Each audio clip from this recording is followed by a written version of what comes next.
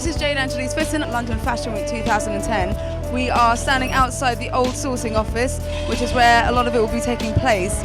And we're going to be giving you behind the scenes footage of some of the top designers here this week. So I guess we better go inside and get backstage.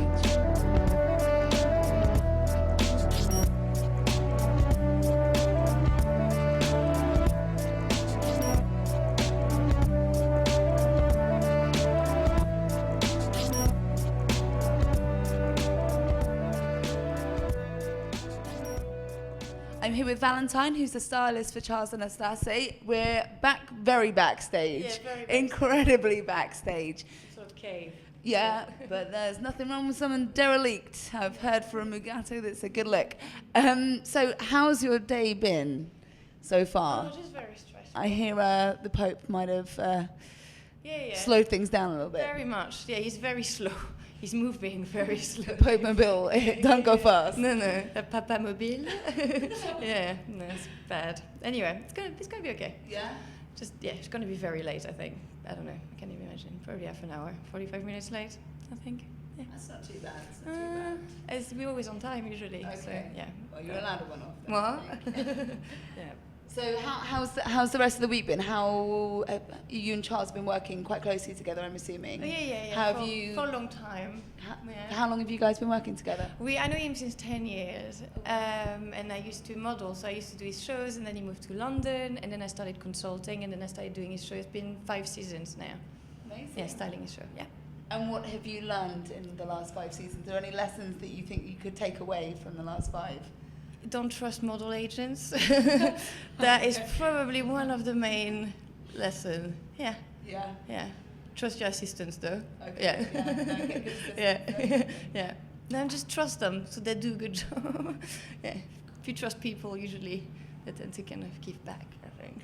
Yeah. That's a good way to look at it, definitely. And do you want to give some thoughts on the collection? This position might look very weird on camera. Yeah, I mean, it is kind of strange. It's just, I'm just like, I want to turn myself in a corner. I'm gonna turn like this now. Do you want to stand up? Hey, I don't mind. Are you more comfortable? Do you want to talk us through some of your thoughts on the collection? I don't know. We said we weren't gonna can't name anything or whatever, except they can be just descriptive, meaning it's just pastel and it's summery, and maybe slightly futuristic, maybe 60s futuristic a bit. Nice. I don't know if that makes any sense. Yeah. Maybe a bit of Africa, something somewhere. I don't know. Yeah, I don't know. Because we talked about the collection so long ago, and it's just something that kind of always, keep on working on things, and the references just kind of go through somewhere, and you don't even remember the first thing that it came from. Yeah. And so. Do you prefer styling for a certain season? Do you find?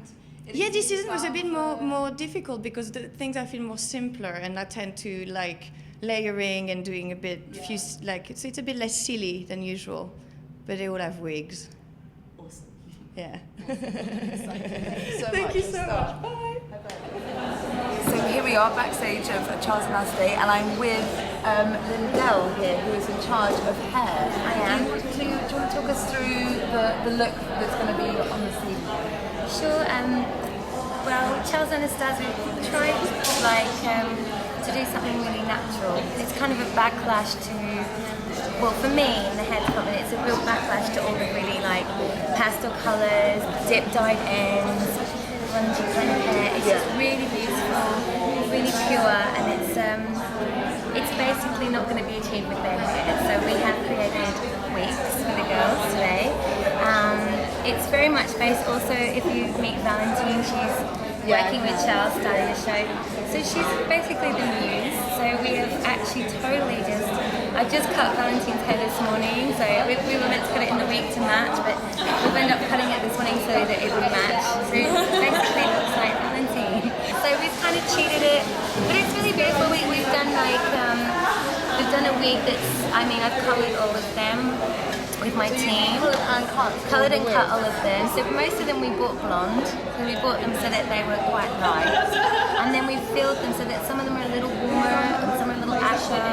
And they've all got sort of multiple layers of browns in them so that they'll still have a nice, it's kind of it's more like a virgin hair. So like when you're young and you've got that perfect brown hair that almost has golden lights in it and almost has dark bits in it, and then you never get it back again. Do you know what I mean? I know.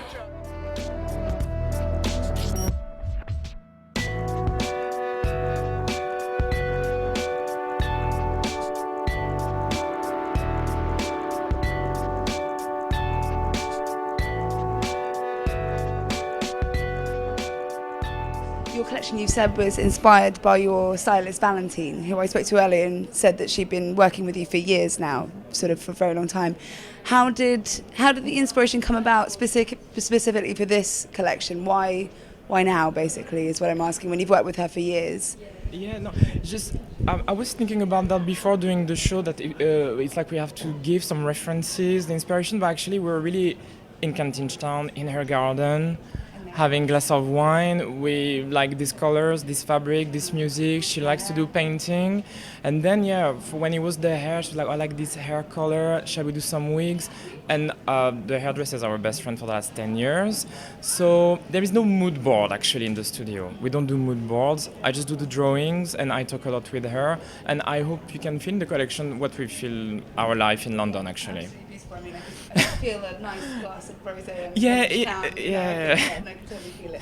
And this may be a slight bit of repetition from everyone else, but I think we'd like to know. Usually I've seen quite a lot of your previous collections have had a lot more layering, like lots of things on top of another tied, and I mean, all amazing, but this one was quite simple in comparison. Absolutely stunning, Yes, I thought. yeah. What brought that about? No, I know it was a risk, but I was thinking maybe we did a lot of styling before. We should try maybe to focus more on the clothes, because maybe at the end the people, when they see the clothes in the shop, it doesn't look exactly like the show. So we force ourselves to do more like simple looks with all the ideas, and maybe it's going to be more complicated and more sophisticated. I don't know. But at the moment we wanted really simple things.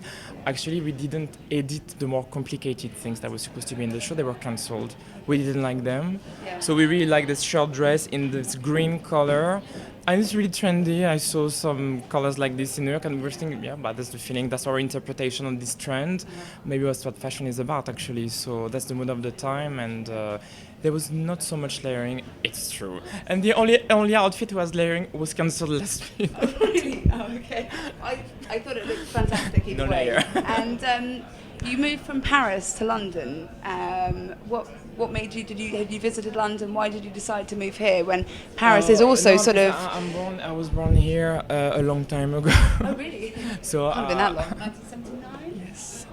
So there was a fashion week here, and we were thinking we could show here, have more space for us to express. And I like to live in London, house with a garden. It's nice. Yeah. Fantastic. Brilliant. Well, thank you very much. It was lovely to meet you. Congratulations. It's absolutely stunning.